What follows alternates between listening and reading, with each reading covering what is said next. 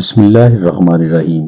السلام علیکم ناظرین، آج کی اس ویڈیو میں ہم ٹیپو سلطان کی آخری جنگ اور ان کی شہادت کا ذکر کریں گے۔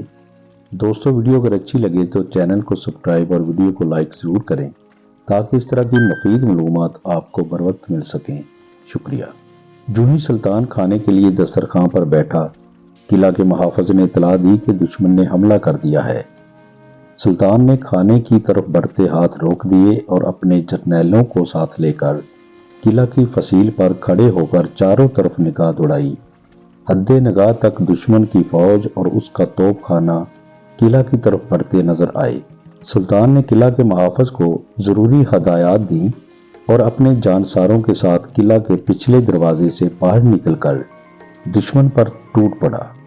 سلطان اپنی سپاہ کے ساتھ بے جگری سے لڑ رہا تھا، لیکن دشمن کو اس بار اپنی عددی برتری کی بجائے قلعہ کے اندر بیٹھے ان چند غداروں پر زیادہ بھروسہ تھا جو سلطان کے خلاف دشمن سے مل چکے تھے۔ باہر سلطان بہادری سے لڑ رہا تھا، اندر غدار اپنا کام کر چکے تھے۔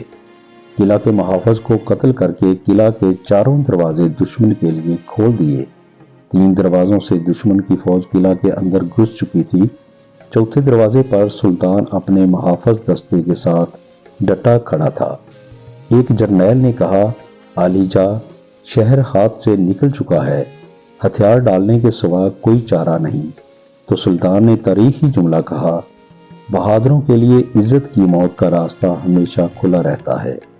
میں گیدڑ کی 100 سال کی زندگی سے شیر کی ایک دن کی زندگی بہتر سمجھتا ہوں۔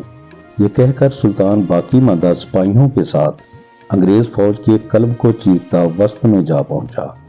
سلطان جدھر رخ کرتا انگریز بھاگ نکلتے۔ آخر دشمن نے چاروں طرف سے گولیوں کی بوچھاڑ کی۔ شیر میسور گھوڑے سے نیچے گرا۔ سلطان کی روح اس طرح جسم سے جدا ہوئی کہ سلطان کے دونوں ہاتھ تلوار کے دستے پر تھے۔ انگریز جرنیل نے سلطان کی لاش پر کھڑا ہو کر کہا، آج سے ہندوستان ہمارا ہے۔ شیر مسور کا لقب پانے والا ٹیپو سلطان انگریز کے راہ کی وہ آخری دیوار تھی جو اپنوں کی غداری کے سبب گر چکی تھی۔